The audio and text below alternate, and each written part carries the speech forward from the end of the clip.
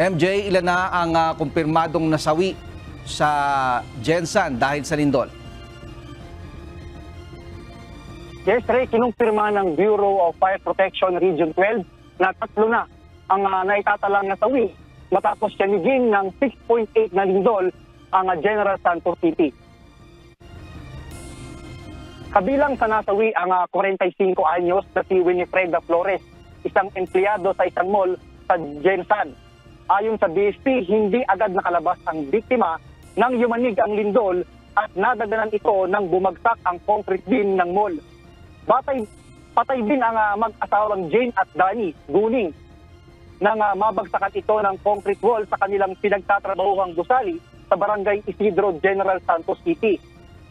At ayon naman sa Provincial Disaster Risk Reduction and Management Office o PDRRMO Sarangani, wala namang nadamay na mga kabahayan sa nangyaring landslide dito sa bayan ng Malapatan. At wala ring natanggap na report na may major damage sa nasabing lugar. Pwede na ring madaanan itong anang mga motorista ang mga kalsada sa Glan area patungong General Santos City. At bumalik na rin ang supply ng kuryente sa mga lugar.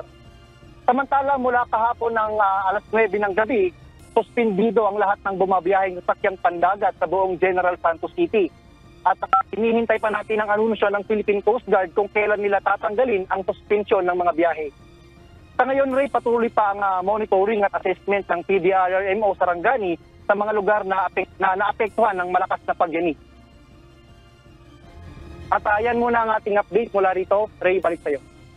Maraming salamat, NJ Vasquez, live mula sa Butuan City.